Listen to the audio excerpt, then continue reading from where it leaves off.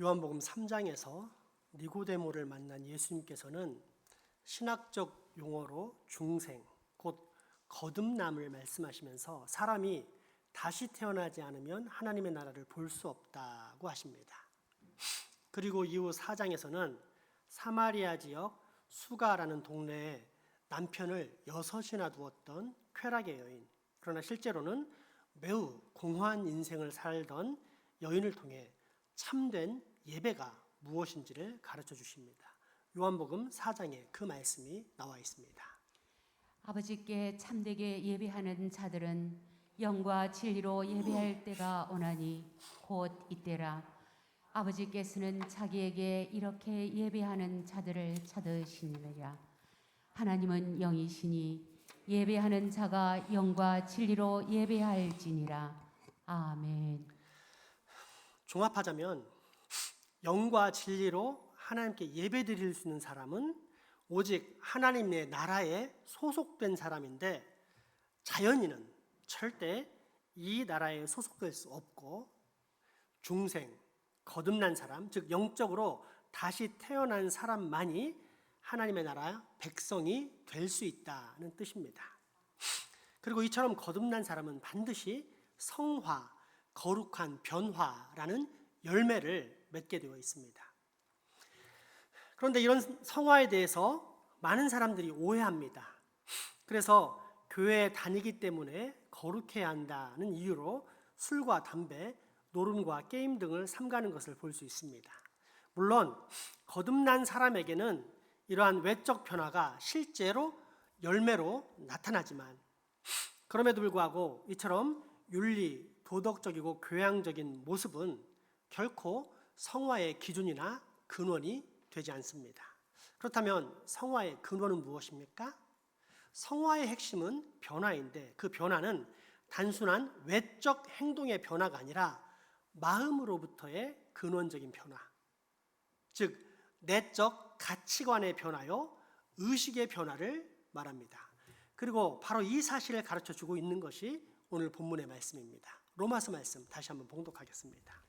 그러므로 형제들아, 내가 하나님의 모든 자비하심으로 너희를 권하노니 너희 몸을 하나님이 기뻐하시는 거룩한 산 제물로 드리라. 이는 너희가 드릴 영적 예배니라. 너희는 이 세대를 본받지 말고 오직 마음을 새롭게 함으로 변화를 받아 하나님의 선하시고 기뻐하시고 온전하신 뜻이 무엇인지 분별하도록 하라. 아멘.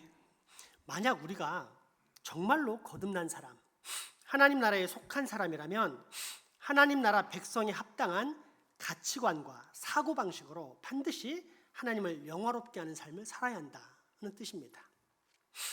그런데 왜 우리는 삶 속에서 자주 하나님의 백성답게 살지 못할까요? 나를 미혹하는 이 세상의 풍조 때문입니다. 2절 말씀을 보겠습니다. 제가 읽겠습니다. 너희는 이 세대를 본받지 말고. 이것이 이유입니다. 인간의 사상은 진공 속에서 태어나지 않는다. 또는 모든 사람은 그 시대의 자녀이다 라는 말이 있습니다. 이 세상에 흐르는 가치관과 의식이 내게 지대한 영향을 끼친다는 뜻입니다. 때문에 그리스도인의 의무란 내게 영향을 끼치는 시대 정신을 분별하고 또 그 정신을 극복하는 것이라 할 수 있습니다. 그런데 왜 우리는 굳이 세상을 극복해야만 할까요? 이 세상에 흐르는 시대 정신을 포용하면서 그냥 어울렁더울렁 사이좋게 지내면 안 될까요? 안 됩니다. 왜냐하면 아담의 타락 이후 모든 시대에 흐르는 이 세상의 문화의 기본 정신은 우리를 하나님께로부터 떨어뜨리려는 의식과 가치관, 허물과 죄의 문화이기 때문입니다. 에베소서 말씀은 이 사실을 잘 기록해 놓았습니다. 그는 허물과 죄로 죽었던 너희를 살리셨도다. 그때 너희는 그 가운데서 행하여 이 세상 풍조를 따르고 공중의 권세 잡은 자를 따랐으니 곧 지금 불순종의 아들들 가운데서 역사하는 영이라. 전에는 우리도 다 그 가운데서 우리 육체의 욕심을 따라 지내며 육체와 마음에 원하는 것을 하여 다른 이들과 같이 본질상 진노의 자녀이었더니 아멘. 예수님이 부활 승천하시고 초대교회에 복음이 전파되던 1세기 말에 사도 요한 때 흐르던 시대 정신 중에 하나는 영지주의였습니다. 예수는 하나님이 아니다. 거룩한 영이신 하나님께서 저급한 물질, 육체에 임할 수 없기 때문이다. 십자가에서 죽은 것도 하나님이 아닌 그저 인간 예수일 뿐이다. 그러므로 사람을 구원에 이르게 하는 것은 예수를 믿는 믿음이 아니라 영지, 그 특별하고 신비로운 영적 지식을 획득하는 것이다. 대략 이런 관점을 가진 시대 정신이었는데 당시 영주주의가 얼마나 많은 그리스도인들을 미혹했는지 사도 요한은 자신의 저서를 통해 이 시대 사조에 대해 강력한 경고와 경계를 요청하는 것을 볼 수 있습니다. 요한 1서에 그 말씀이 나타나 있습니다. 사랑하는 자들아, 영을 다 믿지 말고 오직 영들이 하나님께 속하였나 분별하라. 많은 거짓 선지자가 세상에 나왔음이라. 이로써 너희가 하나님의 영을 알지니 곧 예수 그리스도께서 육체로 오신 것을 시인하는 영마다 하나님께 속한 것이요 예수를 시인하지 아니하는 영마다 하나님께 속한 것이 아니니 이것이 곧 적 그리스도의 영이니라. 오리라 한 말을 너희가 들었거니와 지금 벌써 세상에 있느니라. 아멘. 그럼에도 불구하고 1세기의 시대 정신 영지주의는 양반입니다. 적어도 하나님의 존재는 믿었기 때문입니다. 하지만 18세기의 계몽주의는 결국 하나님을 부인하는 차원으로까지 나아갑니다. 현대 기계 문명의 근간이라 할 수 있는 18세기의 산업혁명을 주도한 정신이 계몽주의입니다. 이 계몽주의를 한마디로 정의하자면 이성주의입니다.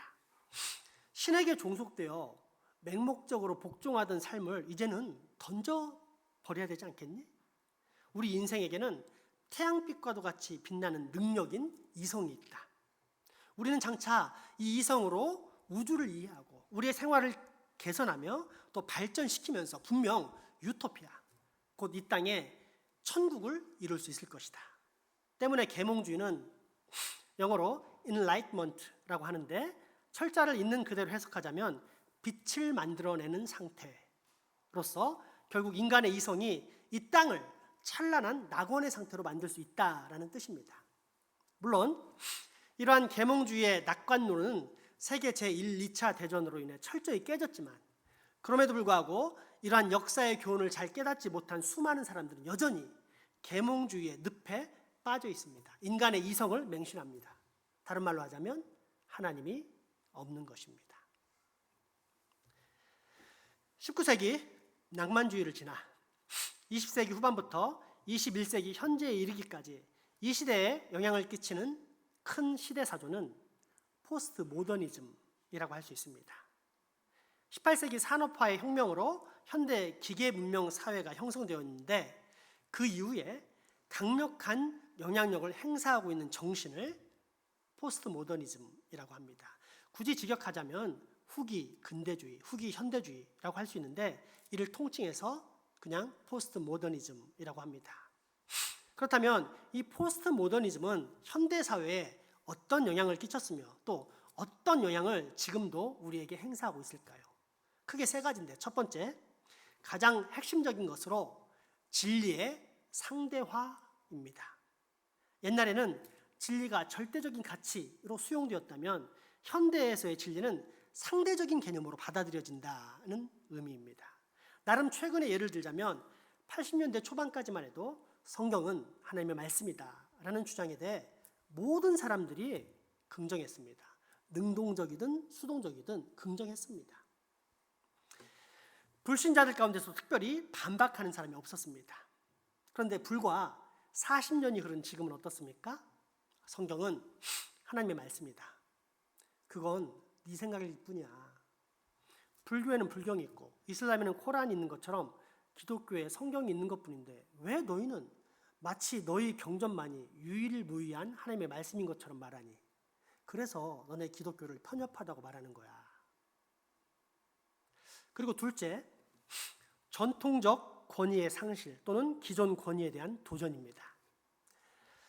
성경이 하나님의 말씀이라고 믿었던 진리의 절대적인 관념 대신에 여러 종교 경전 중에 하나라는 상대적 진리의 관념이 확산되면 이후 자연스럽게 찾아오는 것은 그동안 굳건하게 서 있던 성경의 권위에 대한 추락뿐 아니라 이 권위에 대한 도전이 발생할 수밖에 없습니다. 그래서 전통적 권위의 상실과 기존 권위에 대한 도전이라는 단어는 포스트 모더니즘의 시대 정신의 또 다른 이름이라고도 할 수 있습니다. 제가 이렇게 신앙적인 관점에서 이야기하니까 이것이 마치 일반 세상에는 적용되지 않는 특별한 예인 것처럼 생각하시는 분이 있을 것 같습니다. 그래서 이제는 평범한 우리의 일상으로 나아가 보겠습니다. 며칠 전 인터넷에서 다소 충격적인 영상을 보았습니다. 서울의 한 지하철에서 20 또는 많아야 30대 정도로 보이는 한 청년이 큰 아버지뻘 되는 분에게 지속적으로 욕설, 그것도 매우 심한 욕설을 하는 장면이었습니다. 아마 여러분들은 이런 장면에 별로 크게 놀라지 않을지도 모릅니다. 왜냐하면 그런 일들이 요즘 하도 빈번하게 일어나기 때문입니다. 이번 지하철 사건의 동영상은 워낙 그 정도가 심해서 시선을 끈 것이지 요즘 자주 일어나는 현상 중에 하나인지라 사실 그리 특별한 사건은 아닙니다. 그런데 불과 30년 전인 90년대만 해도 이런 일은 감히 상상할 수가 없었습니다. 더욱이 공공장소에서 그런 일이 발생한다? 그러면 이런 일을 할 수 있는 사람은 딱 한 종류의 사람밖에 없습니다. 어떤 사람이죠? 맞습니다. 미친 사람입니다. 속된 말로 미치지 않고서야 어른들에게 대놓고 욕을 한다는 것은 상상도 할 수 없었던 것이 불과 30년 전 1990년대였습니다. 당시 어른들에게는 권위가 있었습니다. 그가 어떤 종류의 사람인지에 관계없이 나보다 연장자, 어른이라면 우선 공경하는 문화, 즉 권위에 순종하는 문화가 있었습니다. 그런데 지금은 이러한 권위가 상실된 시대, 즉 전통적 권위가 상실되었을 뿐 아니라 오히려 그 전통적 권위에 무조건 도전하고 보는 시대가 되었습니다. 왜 그럴까요? 이 시대에 흐르는 공통적인 시대 정신, 시대 사조, 즉 포스트 모더니즘의 영향 때문입니다. 에이, 목사님이 너무 지나치게 몰아세운다. 그래도 아직까지는 그런 사람들이 소수이고 무엇보다도 그런 포스트 모더니즘의 영향을 받는 사람은 예수님 없이 막 살아가는 세상 사람들 이야기지 우리처럼 예수님을 믿는 사람들은 큰 관계가 없는데 말이야. 이렇게 말씀하시는 분도 있을 것 같습니다. 그런데 과연 그럴까요? 예전 교인 중에 한 분에게 들었던 말입니다. 목사님, 요즘 애들에게 인사받으려고 하면 꼰대 소리 듣습니다. 교회 복도를 지나치면서 어른들을 만나도 인사하지 않는 예의를 모르는 아이들에게 제가 혼을 내면서 교회 안팎에서 어른들 만나면 깍듯이 인사 잘하라고 교육하자 마침 곁을 지나가던 교인분이 웃으면서 농담 반, 진담 반으로 한 충고입니다. 그분의 핵심은 이것입니다. 물론 어른들 만나서 인사하는 것이 이상적입니다. 하지만 요즘 분위기가 그런 분위기가 아닌데 굳이 그 흐름을 역행해 가면서까지 인사를 시키고 또 그 인사를 받음으로 꼰대라고 조롱과 비아냥거림 당할 필요가 있습니까? 그럴 필요 없습니다. 그러니 그렇게 하지 마세요. 이 말에 제가 상당히 어색하고 놀란 이유는 그분이 이제 교회 다닌 지 얼마 안 된 새 신자가 아니라 몇 대째 신앙생활을 하는 분이었다는 것입니다. 만약 그 신앙의 대수가 신앙의 깊이와 연결되어 있었다면 결코 나올 수 없는 다소 충격적인 발언이었습니다. 몸은 교회 다녀도 그 내면과 의식은 세상의 가치관, 세상의 흐름에 민감했기에 그처럼 세상적 흐름과 조화를 이루고 편승하려는 그런 발언이 나오게 된 것입니다. 그러나 정말 그렇습니까? 정말 그럴까요? 이때 우리는 내가 생각하기에는 이런 식으로 나가기 쉬운데 그러면 잘못될 확률이 매우 높습니다. 왜냐하면 그 생각에 동의하지 않는 사람은 또 반대할 것이고 이 생각에 동의하지 않는 사람은 또 반대하면서 계속 반대와 반대가 겹쳐 끊임없는 갈등과 분쟁이 발생할 수도 있기 때문입니다. 그러므로 이때 우리는 상대적이고 가변적인 기준이 아닌 절대적이고 불변하는 기준을 찾아보아야만 합니다. 그 기준이 무엇일까요? 무엇일까요? 그렇습니다. 성경입니다. 그런데 성경은 이러한 인사에 관한 문제, 즉 어른 공경에 관한 문제를 어떻게 가르쳐주고 있을까요? 먼저 신명기 말씀부터 보겠습니다. 너는 내 하나님 여호와께서 명령한 대로 내 부모를 공경하라. 그리하면 내 하나님 여호와가 내게 준 땅에서 내 생명이 길고 복을 누리리라. 아멘. 잠언 15장 말씀입니다. 지혜로운 아들은 아비를 즐겁게 하여도 미련한 자는 어미를 업신여기느니라. 아멘. 잠언 16장 말씀입니다. 백발은 영화의 멸류관이라 공의로운 길에서 얻으리라. 아멘. 마가복음 10장 말씀입니다. 내가 계명을 안 하니 살인하지 말라, 간음하지 말라, 도둑질하지 말라, 거짓 증언하지 말라, 속여 빼앗지 말라, 내 부모를 공경하라 하였느니라. 아멘. 여기에 나타난 아비나 어미란 1차적으로 육신의 부모를 말하지만 2차적으로 확대하자면 부모님 같은 연장자를 말합니다. 그렇다면 이 세상의 풍조를 따라 어른을 무시해도 된다는 말입니까? 아니면 어른은 반드시 공경해야만 한다는 뜻입니까? 반드시 공경해야 한다는 말씀입니다.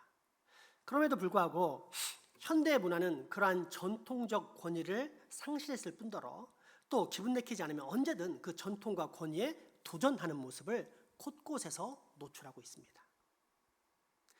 마지막 셋째, 자아 중심성의 확산입니다. 포스트 모더니즘의 영향으로 절대적 진리는 상대화되고 전통적 권위가 상실되면서 나타나는 이후의 자연스러운 현상은 모든 권위의 중심이자 핵심이 내가 된다는 것입니다. 그렇지 않겠습니까? 분명 아직까지 기존의 전통이 있어 외적으로는 무시할 수 없기에 따르는 척합니다. 하지만 정작 중요한 결정의 순간에는 그 전통에 순응하기보다 내 자신의 생각과 판단을 따른다면 이때 최종 권위자는 결국 누가 되는 것입니까? 나입니다. 그러므로 이 시대에 흐르고 있는 포스트 모더니즘이란 결국 최종적 권위를 하나님도 아니고 교회도 아니고 각각의 개인 나라는 자아에게 그 최종적 권위를 수여하게 만드는 시대정신이라 할 수 있습니다. 그리고 이것이 바로 자아 중심성의 확산이라는 말의 뜻입니다. 지난 주일 예배 후 늦게 아내를 만났는데 아내가 매우 난감해하며 읍소했습니다. 여보, 당신 설교 중에 단어를 잘못 사용했어요. 상견례를 하고 난 후 내가 도망갔다고 했는데 사실 우리 부모님들은 상견례한 적이 없어요. 어쨌든 그런 사실을 모르는 교우들은 나를 매우 파렴치한 사람이라고 생각할 것 같아 민망해요. 순간 당황되고 너무 미안했습니다. 제가 그런 실수를 했다는 사실을 분명히 기억났기 때문입니다. 사실 공식적으로 당시 양가 부모님이 만나 상견례를 한 적은 없습니다. 설교를 하다 보면 어떻게든지 시간을 줄여보려고 단어를 압축하는데 나도 처가 부모님을 만났고 제 아내도 우리 부모님을 만나 서로 인사하며 예의를 갖춘 것에 대해서 이 사실을 최대한 줄여보자라는 취지에서 압축한 단어가 상견례였던 것입니다. 아내에게 얼마나 미안했는지 모릅니다. 그럼에도 불구하고 지금 제가 이 이야기를 꺼내는 것은 아내의 억울함을 변호하기 위해서가 아닙니다. 포스트 모더니즘의 영향으로 우리 안에 깊게 파고든 자아 중심성이란 것이 무엇인지에 대해 예를 들고자 함입니다. 포스트 모더니즘 시대에 큰 반향과 더불어 공감을 얻고 있는 문학 이론이 하나 있는데 독자 반응 비평이라는 이론입니다.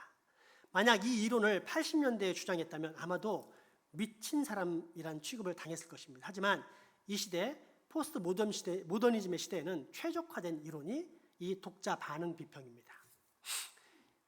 이 독자 반응 비평의 사전적 의미는 독자의, 한번 들어보십시오. 이해가 가능한지. 독자의 문학 작품에 대한 반응이 그 작품의 의미를 결정하는 데 중요한 역할을 한다라는 것입니다. 이해되시나요?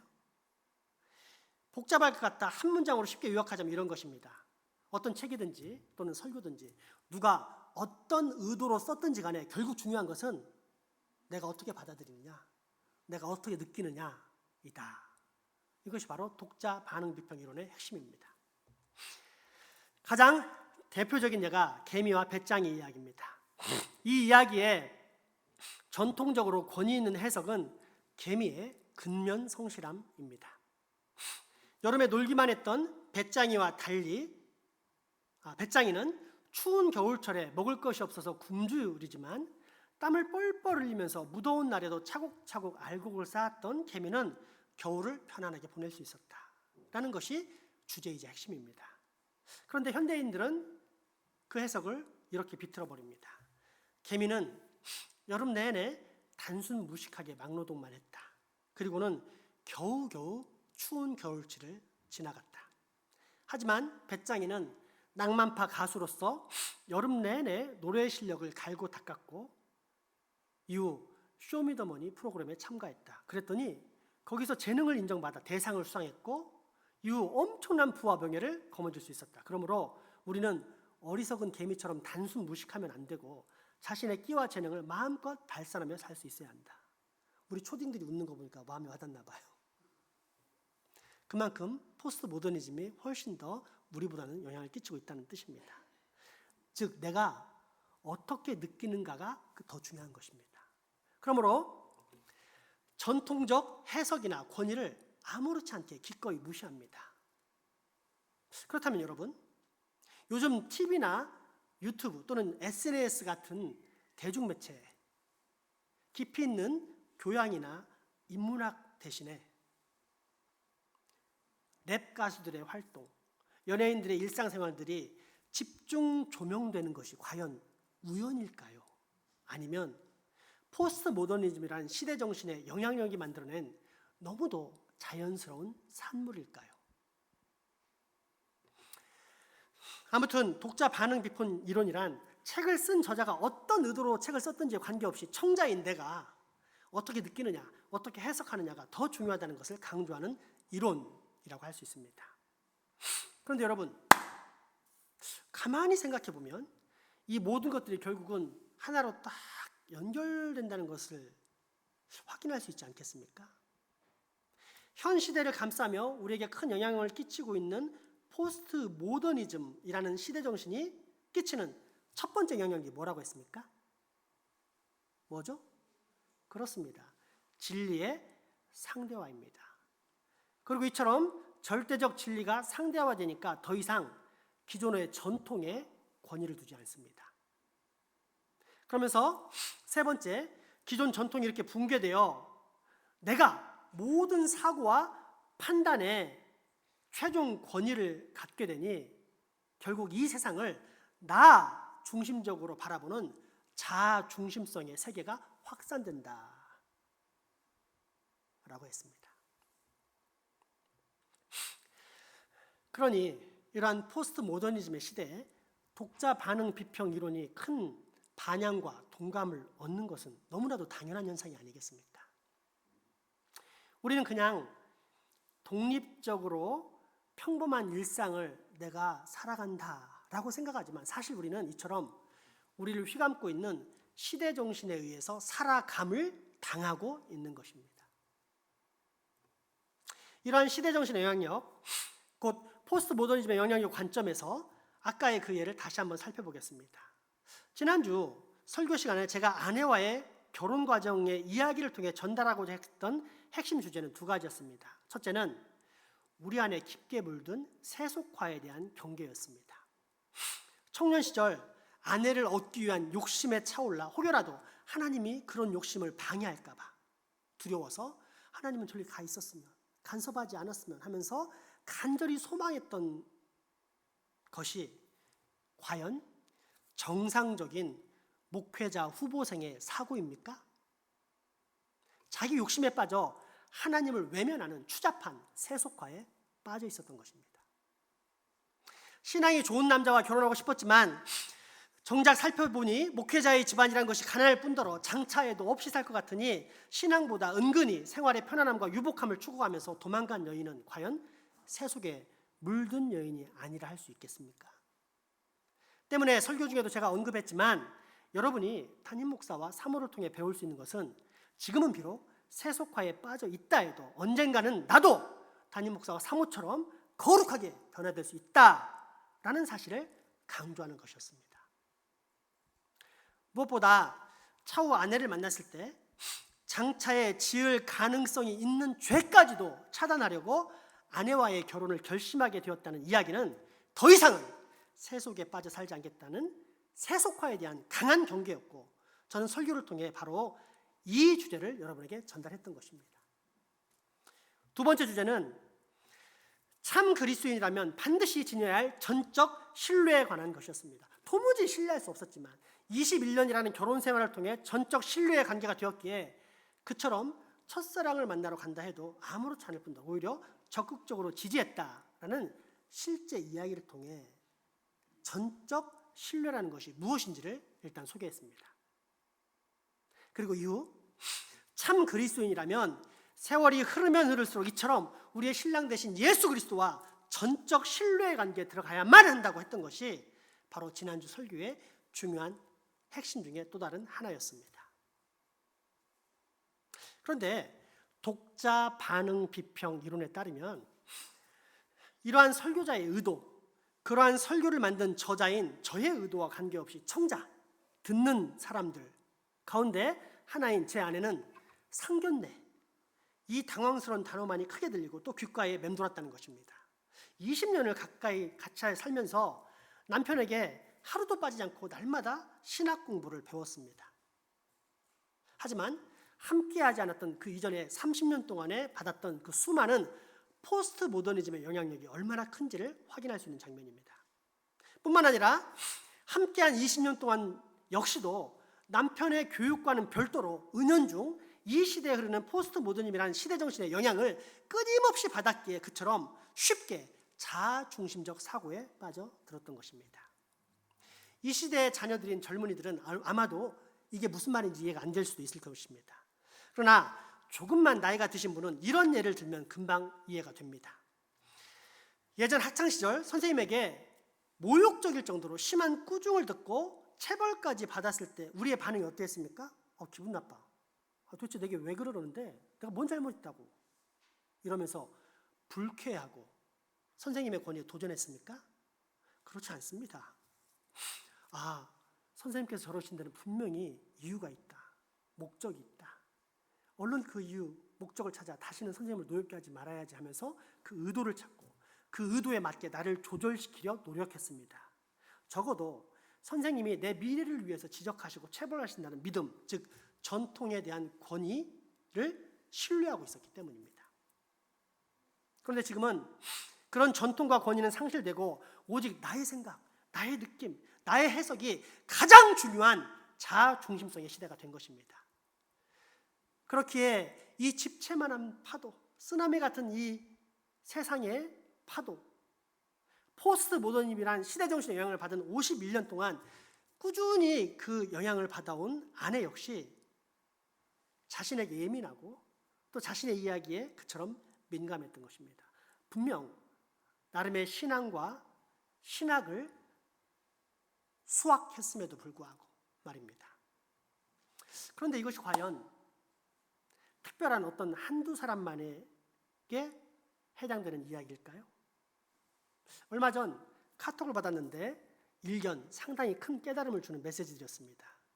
내용은 다음과 같습니다. 아마도 젊을수록 크게 와닿을 것입니다. 어느 날 친구끼리 미사를 드리러 가는 중이었다. 한 친구가 물었다. 자네는 기도 중에 담배를 피워도 된다고 생각하나? 글쎄 잘 모르겠는데 신부님께 한번 여쭤보는 게 좋겠네. 참고로 우리 기독교는 그리스도의 덕을 위해서 담배를 삼가지만 천주교는 술, 담배가 허용이 됩니다. 그래서 기독교에서 빠져나간 사람은 천주교로 많이 갑니다. 글쎄 잘 모르겠는데 신부님께 한번 여쭤보는 게 좋겠네. 신부님, 기도 중에 담배를 피워도 되나요? 신부는 정색을 하면서 대답했다. 기도는 신과 나누는 엄숙한 대화인데 절대 그럴 수 없지. 친구로부터 신부님 답을 들은 다른 친구가 말했다. 그건 자네가 잘못 질문했기 때문이야. 내가 가서 다시 여쭤보겠네. 신부님, 담배를 피우는 중에는 기도를 하면 안 되나요? 신부는 얼굴에 온화한 미소를 지으며 말했다. 기도는 때와 장소가 필요 없다네. 담배를 피우는 중에도 기도는 얼마든지 할 수 있는 것이지.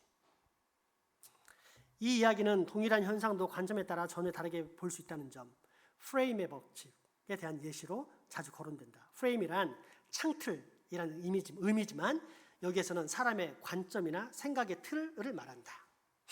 여대생이 밤에 술집에서 아르바이트를 한다고 하면 사람들은 손가락질 할 것이다. 하지만 술집에서 일하는 아가씨가 낮에 학교를 다니면서 열심히 공부한다고 하면 사람들의 반응이 어떨까? 원하는 답을 얻으려면 질문을 달리하라. 질문이 달라져야 답이 달라진다. 나는 어떤 프레임에 매달려 있지는 않은가? 또 다른 각도로 생각해 본다. 내 프레임으로 인해 누군가 고통을 받고 있는 것은 아닌지.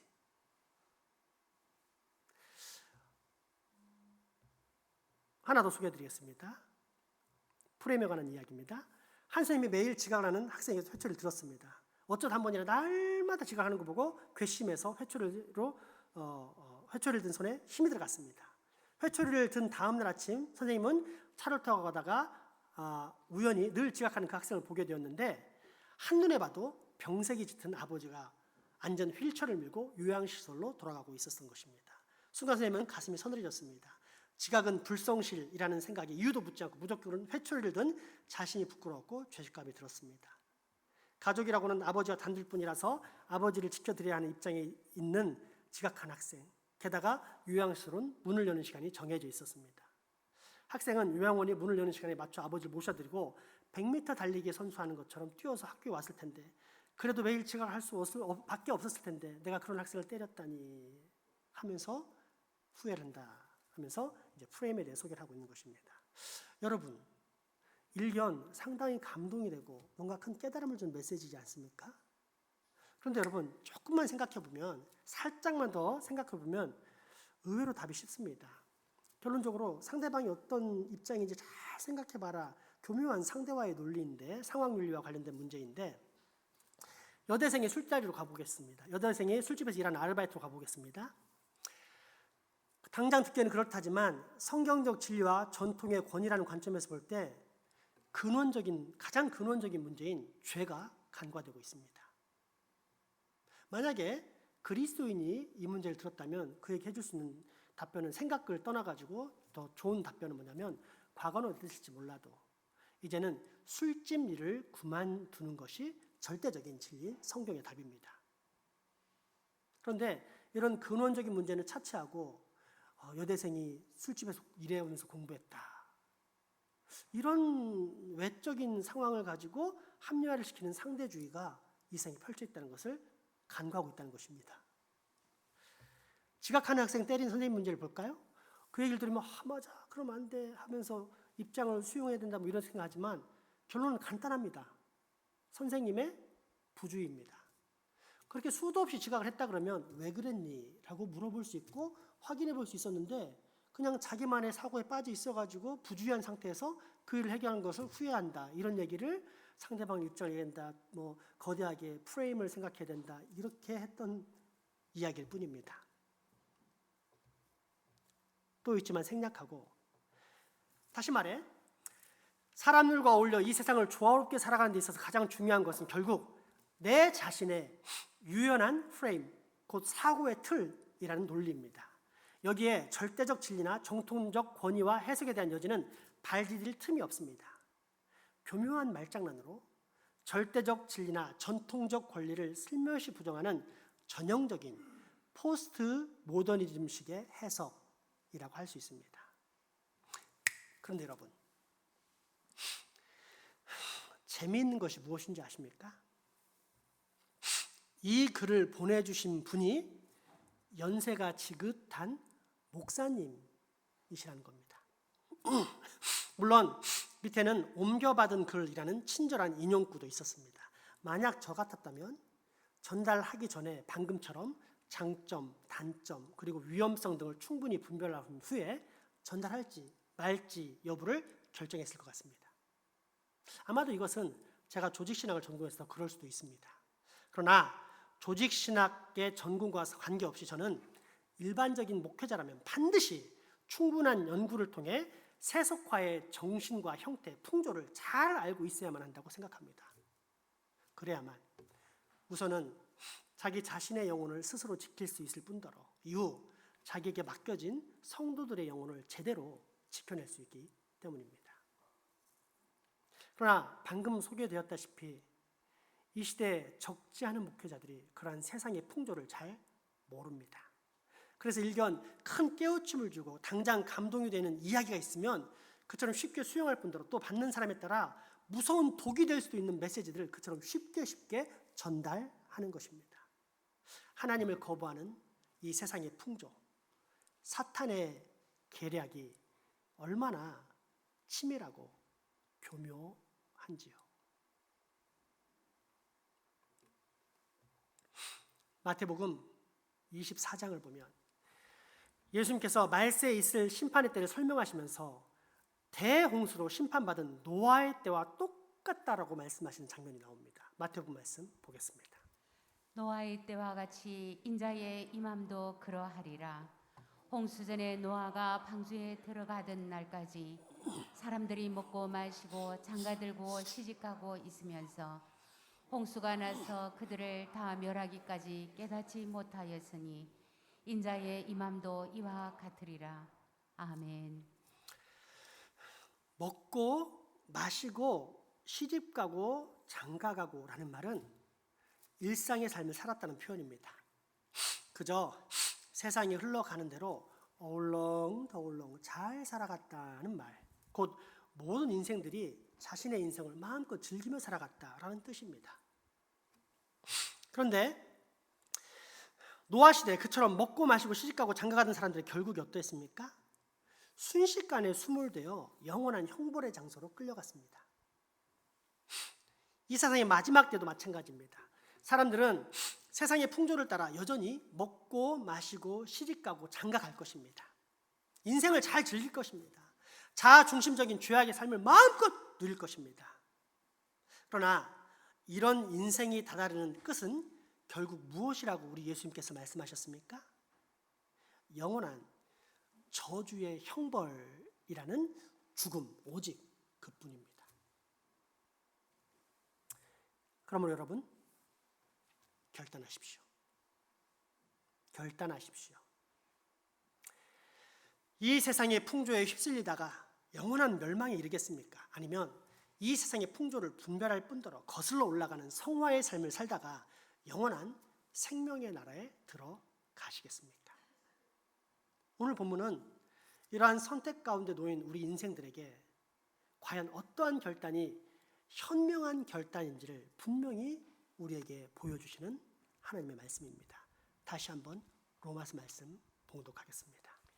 그러므로 형제들아 내가 하나님의 모든 자비하심으로 너희를 권하노니 너희 몸을 하나님이 기뻐하시는 거룩한 산 제물로 드리라. 이는 너희가 드릴 영적 예배니라. 너희는 이 세대를 본받지 말고 오직 마음을 새롭게 함으로 변화를 받아 하나님의 선하시고 기뻐하시고 온전하신 뜻이 무엇인지 분별하도록 하라. 아멘. 나의 왕이신 예수님, 나로 거룩한 변화의 사람 되게 하여 주옵소서. 이 세상을 본받지 말고 오직 마음을 새롭게 함으로 변화를 받아 하나님을 기쁘시게 하는 영광의 삶을 살게 하여 주옵소서. 예수님 이름으로 기도합니다. 아멘. 헌금